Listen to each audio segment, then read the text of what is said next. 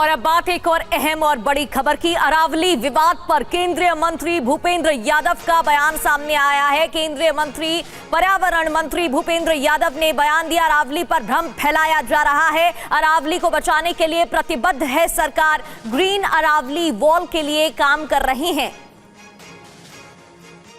Court ने अपने judgement में दो बातें कही जो लोग छुपा रहे हैं। पहला, सबसे पहले पैराग्राफ जो है उसमें उन्होंने मिनिस्ट्री ऑफ एनवायरनमेंट फॉरेस्ट के ग्रीन अरावली वॉल मूवमेंट को अप्रिशिएट किया। दूसरा, उन्होंने कहा अरावली पहाड़ी और अरावली रेंज क्या होगी। तो दुनिया भर में जियोलॉजी की जो वैज्ञानिक जो जियोलॉजी में काम करते हैं, भूविज्ञान भू सर्वे विज्ञान में काम करते हैं, तो वहां एक स्टैंडर्ड डेफिनेशन रिचर्ड मार्फी की मानी जाती है कि जो 100 मीटर की ऊंची पहाड़ी होती है उसको पर्वत माना जाता है।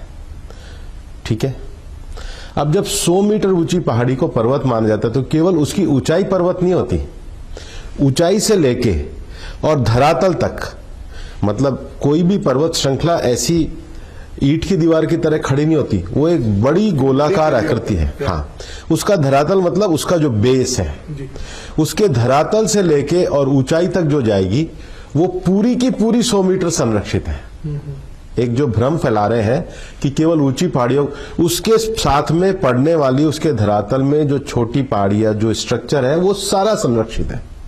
फिर एक पहाड़ी जो 100 मीटर की है और दूसरी पहाड़ी जो है उसके बीच में जो आधा किलोमीटर का क्षेत्र है, कितना, आधा किलोमीटर, उसमें जमीन है वो भी संरक्षित में आएगा, वो भी अरावली रेंज कहलाएगा।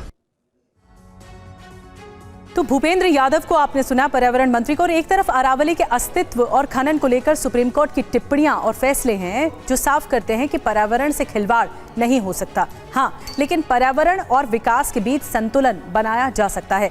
लेकिन दूसरी तरफ सरकार की नई परिभाषाओं, नई डेफिनेशन और खनन नीतियों के खिलाफ गुस्सा सड़कों पर उतर आया है। अरावली बचाओ मुहिम के तहत लोग पूछ रहे हैं कि क्या विकास की कीमत पर विनाश को न्योता दिया जा रहा है। अखिलेश यादव से लेकर अशोक गहलोत तक विपक्ष ने सरकार को घेरना अरावली के मुद्दे पर शुरू कर दिया है।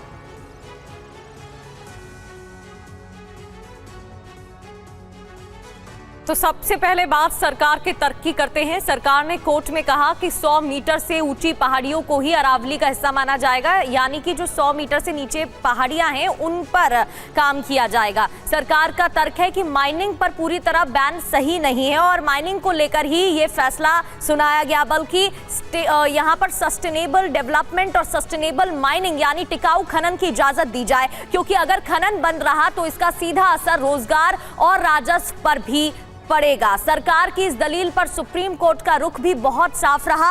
कोर्ट ने सरकार की 100 मीटर वाली डेफिनेशन को स्वीकार तो कर लिया है, लेकिन साथ ही एक लक्ष्मण रेखा खींच दी है। कोर्ट ने ये क्लियर किया है, कहा है कि जब तक अरावली पर पूरी स्टडी नहीं हो जाती है तब तक कोई नई माइनिंग लीज या रिन्यूअल नहीं होगा। कोर्ट ने माना कि अरावली थार रेगिस्तान के फैलाव को रोकने वाली ढाल है, इसलिए जो लीगल माइनिंग चल भी रही है उस पर सख्त निगरानी बहुत इंपॉर्टेंट है।